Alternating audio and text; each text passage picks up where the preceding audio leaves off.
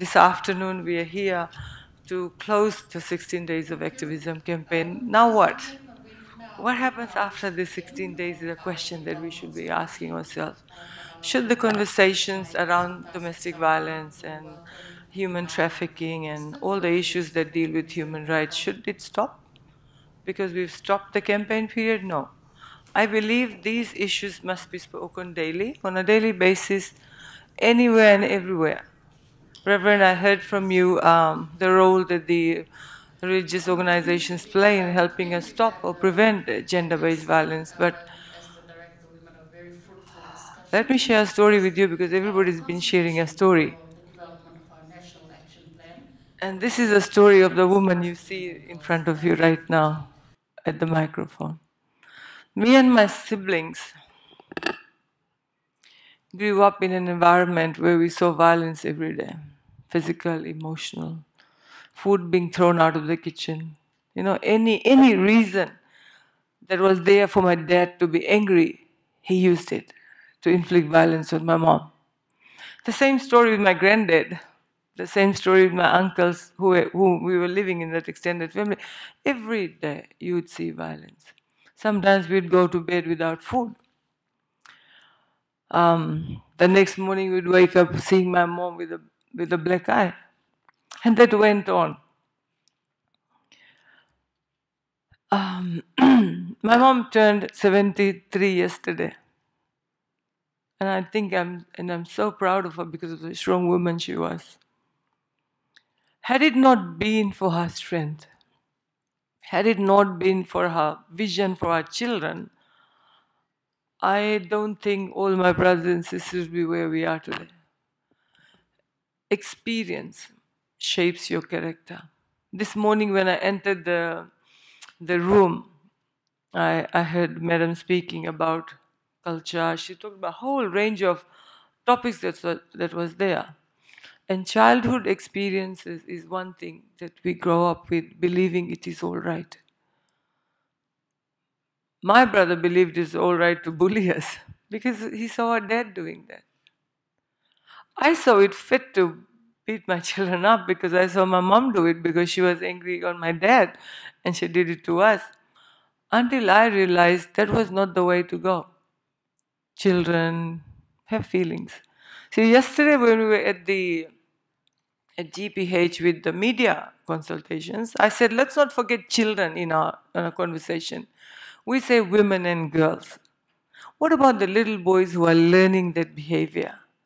So let's include the whole family into this domestic violence concept if we are trying to find an answer.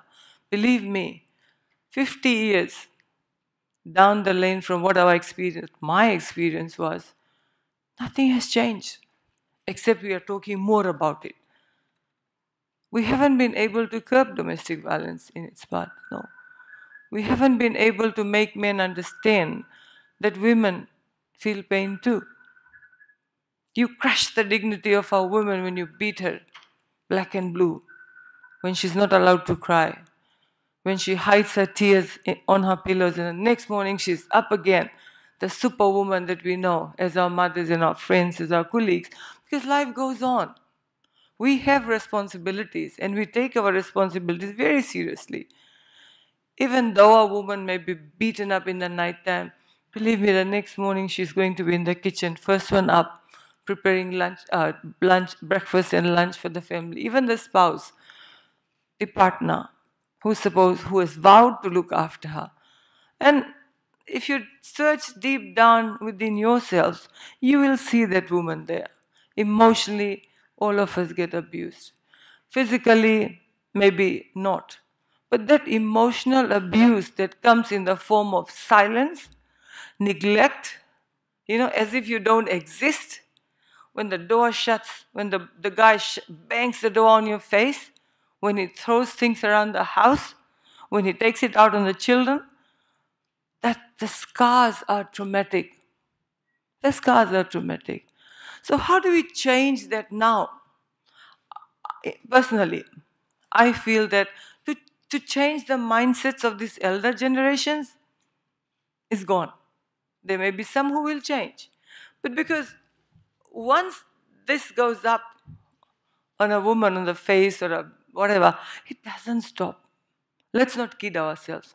Very few reform. Very few reform. And very few women have the courage to walk out. That's why finding the solution to the problem is important. Where does she go? Where does she go? If she has no money, if she has no family support, if she has no emotional support, where does she go if she doesn't have the resources as well? In the middle of the night, we receive complaints about women being thrown out of their houses by violent partners. Some reports come to us, some don't. The neighbors are there to help. But in the middle of the night, if you throw a woman on the road, where does she go? So that's why these consultations, I hope people have spoken about the solution. Shelter houses are short-term solution. The women in business, I must congratulate the women in business in all the districts for the work that they do, that you do in supporting entrepreneurship. We also as a government believe in entrepreneurship, small to medium, micro enterprises for our women and girls. We believe in education for our women and girls. Believe me, equal opportunities exist if we are to fight that. The churches have their role to play, the schools have their roles to play, the community has their roles to play, the grandparents have their roles to play, the fathers have their role to play. But if you look at the stats that we have in front of us, I think we are talking about statistics, what happened, how many women, how many girls. It's shocking. On one side, I'm happy that more reports are coming in. Very happy that now we have systems in place where women feel encouraged, where women feel confident that if you report, something's going to happen. The police force, very important role that they play. How do you deal with domestic violence cases report? How do you deal with a case when a woman comes and reports that she's been a victim of marital rape? How do you deal with a case where a girl comes to you and says, we have been body shamed, or we have been harassed, online bullying, etc.? How do you deal with it? So that's for your department to look at. Then you have the judiciary there. So Fiji, I think, has one of the best laws in terms of criminalizing domestic violence. We have the Domestic Violence Act, we have the Child Welfare Act. Yeah, I think those two are enough. There's no drop or zero tolerance policy to domestic violence. But then on the other side, ladies and gentlemen, there's also cases where women report and withdraw the report. That's a choice. That's their choice. And I think they know better than us because we are not in their shoes. Our role thus would be to make sure a woman or our girls are equipped with the knowledge, equipped with the information, and equipped with the knowledge of where the what should I say, support systems exist. I'm sure the Fiji Women's Crisis Center would have given you the domestic violence helpline numbers. Similarly, we have the child helpline where we have numerous cases being registered with us. The reason I'm bringing this to your attention is people must know that. You must know what the Domestic Violence Act is all about. You must know the standard operating procedures at a police station. I mean, let me share this with you. In 2014, 15, halfway 2016, I was with women. A new minister came from the education sector, knew nothing about legislative issues, etc. But when you go deep into it, I had, no offense to the police department, I had some family members bringing me recordings of how women who complain of marital rape are dealt by the officer. I mean, I'm talking about 2015, things may have changed. Then things about how family members are part of that domestic violence cycle. When a man hits a woman, there'll be others cheering from the sideline, instead of supporting. So women, men are all part of this. In any conversation where we are trying to find a solution to this heinous problem includes men at the table. And I think it's very impressive to see a lot of men in this room because you will help us find the solution. You can be ambassadors for domestic violence. Say no to domestic violence. Because believe me, if we don't stop it right here in this track, we are headed for serious problems. Again, I said yesterday, if you strongly believe, if you believe it from here, gender equality. You believe it from there, that men and women should be equal. You believe that no one major sex holds major power, because this is all about power play. I'm a man, you're a woman, and shut up in the corner and stay there. Go cook the food, even though both come from the workplace.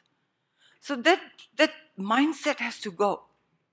And we in Fiji and the Pacific, we know that we live in a patriarchal dominated society, mindsets. And I'm sure the men here are good men, good husbands, good sons, etc. But we need more men to be like that. We need every home to be free of domestic violence. If we seriously believe that we want our next generation to grow up being gentlemen, teach your children. Let's teach our children and our grandchildren respect, respectful relationships.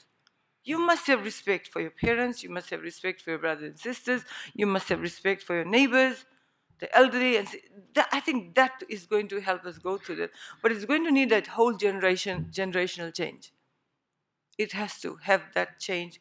Our school systems need to be more into this. Our homes need to be more into this. Our churches, our mosques. These are, when you speak from the pulpit, when you talk to large masses of people who come to your church, who come to the mosque for prayers, who go to the mandirs, for any religious pulpit, that's the strongest pulpit you can have.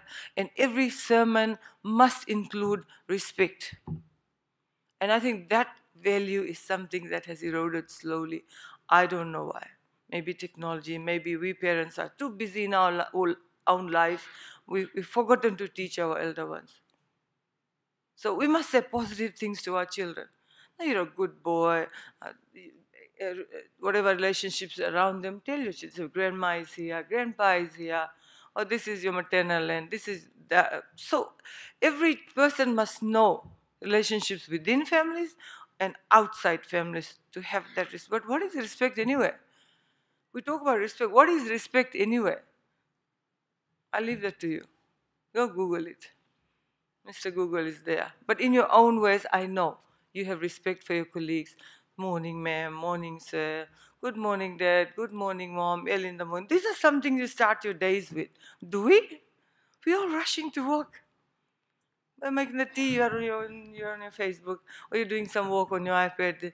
The child comes to you, Mom, I need to eat this. Oh, no, you get to eat this today because I'm busy. We are all busy. We are racing against time because we have to put the food on the table as well. So you say, the schools, let the schools do it. Let the schools teach manners. Let the churches teach faith. So what are we going to do? Are we only going to earn and put food on the table and not fulfill our responsibilities?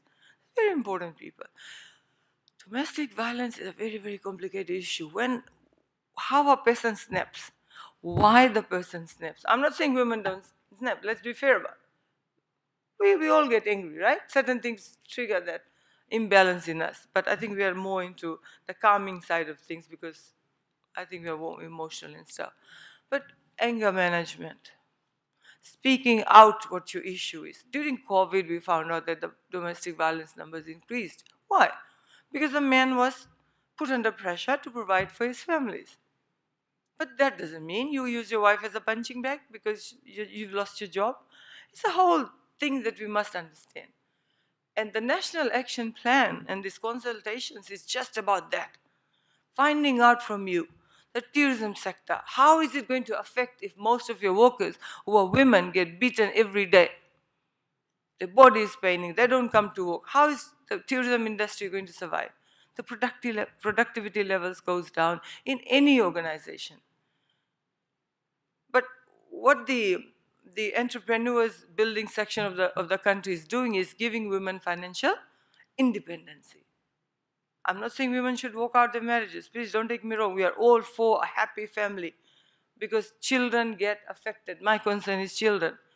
And we come across many cases where children, the dads have left them or are in prison because the person was violent. That's what happens to the child. So how do we change the next generation? By changing ourselves. If we can't change ourselves, let's change our children at home. By taking this very seriously. Otherwise, believe me, this is going to be, let's say it's going to be like COVID, except there's no vaccine. COVID we could control with a vaccine and the double vaccine and the booster shot. How do we control this? There's no injection for this. It's here. Calm. Maybe there's every person, every family must have an avenue for letting out their anger and frustrations. How do you do that? You go sit in the corner. Just go sit, talk, then come back. Not that you have violence and the next day everybody's going their own way. Man wakes up, goes away, no breakfast. Woman cries, goes to work. Children are left neglected. And it's a whole of society approach. So, there are a lot of things I wanted to say, but I get very emotional with this topic because, like I said, growing up with them, that leaves a scar that is not very easy to let go. And every time you hear a case of somebody being beaten up, it comes so close to heart. Oh, my mom was beaten up like that. We were beaten up like that. So much so, the media people, if you were to dig down your media records from 1984 December, you probably would find a big article in the Fiji Times, us unsuspected. And the story was us. So I go back that time, 1971. 1970 something, when I was 9 years old, and that happened to us.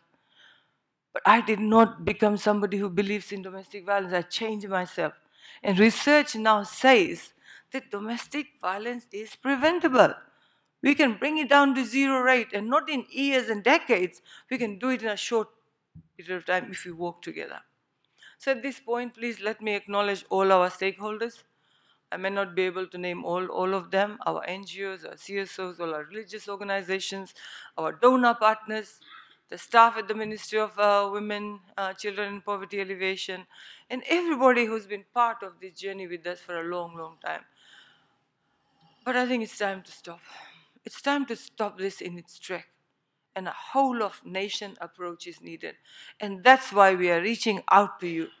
Maybe the one word that you've said to us, one plan that we will devise from your contribution to these consultations will trigger that, will trigger the change, right? So I know it's been a long day for you, and you all represent your various organizations. Please thank your supervisors for allowing you to be here. And to those who are supposed to enforce the law and the legislators, we make the law, you implement it. We don't want the law to be collecting dust on shelves, because we have some very good laws, believe me. And the churches, of course, Reverend, you and your group, we thank you for the work that you do. But please go back to them and say, we have a lot more to do. We have a lot more to do for our children. Well, not for ourselves, but for our children. Okay?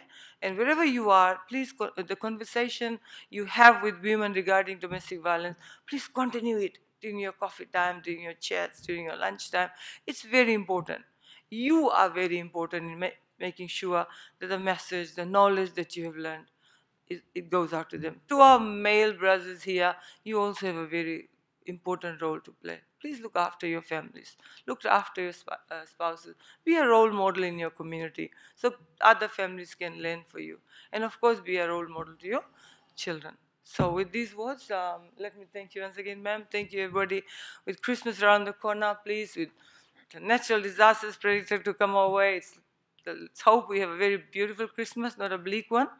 But let's all do what we can do, prepare for the cyclones, prepare for a safe Christmas, and let us all pray that 2022 brings us much, much relief and good tidings. Because 2021 has not been an easy year on us. With COVID and restrictions a bit relaxing and borders opening, tourists coming in and travel going to continue, businesses opening up, I think it's a good sign. But please make sure that you do not breach health protocols put in place by the Ministry of Health. The danger is not over yet. Okay? So stay safe, and I wish you all once again a very, very Merry Christmas and lots of love and a Happy New Year. Thank you. Thank you so much.